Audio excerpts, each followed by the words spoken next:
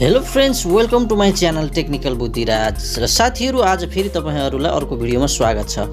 साथीहरू, तपाईँ चाहिँ काइनमास्टरबाट भिडियो एडिटिङ गर्दै हुनुहुन्छ र काइनमास्टरबाट चाहिँ हामीले चाहिँ ग्रीन स्क्रिन कसरी हटाउन सक्छौँ भन्ने विषयमा म तपाईँलाई बताउन गइरहेको छु। साथीहरू, हामीले कुनै पनि एउटा प्रोजेक्ट खोल्दछौँ। जब हामीले कुनै पनि एउटा प्रोजेक्टलाई खोल्दछौँ कि हामीले यो पुरा कम्प्लिट भइसकेपछि हामीले चाहिँ यसको लास्ट अथवा मध्य भागमा चाहिँ हामीले चाहिँ ग्रीन स्क्रिन क्लिपहरू राख्दछौँ। जस्तै ग्रीन स्क्रिन रूपमा सब्सक्राइब बटनहरू हामी राख्दछौँ। साथीहरू, त्यसलाई हामीले चाहिँ ग्रीन स्क्रिन कसरी हटाउन सकिन्छ काइनमास्टरबाट भन्ने विषयमा म बताउन गइरहेको छु। साथीहरू, यो मेरो भिडियो कम्प्लिट भइसक्यो भने मैले चाहिँ यसमा चाहिँ सब्सक्राइब बटन राख्न चाहन्छु। त्यसको लागि साथीहरू, तपाईँ लेयरमा जानुहोस्।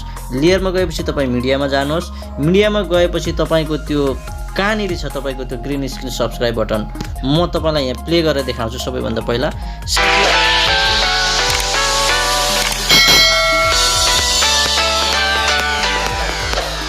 क्लिप छ, यसलाई चाहिँ हामीले यो ग्रीन स्क्रिन कसरी हटाउन सक्छौँ। साथीहरू, त्यसको लागि तपाईँ त्यो ग्रीन स्क्रिनलाई ओके गर्नुहोस्। ओके गरेपछि त्यो सिलेक्ट गर्छ। तपाईँले त्यहाँ बोर्डरहरू देखिराख्नु भएको, यो सिलेक्ट भइसकेको छ। अब त्यसपछि तपाईँ चाहिँ साथीहरू सिलेक्ट भइसकेपछि तपाईँ यहाँ तलपट्टि आउनुहोस्। तपाईँले यहाँ क्रोमा की भन्ने अप्सन देख्नुहुन्छ। यो क्रोमा कीको अप्सनमा यहाँ इनेबल भन्ने अप्सन देख्नुहुन्छ।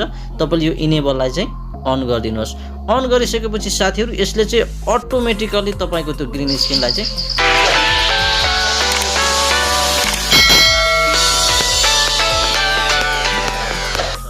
साथीहरू तपाईको इच्छा अनुसार यसलाई चाहिँ आफ्नो इच्छा अनुसार कहाँनिर राख्न चाहनुहुन्छ, सुइटेबल हुन्छ तपाईको भिडियोमा, तपाईले यसरी चाहिँ सब्स्क्राइब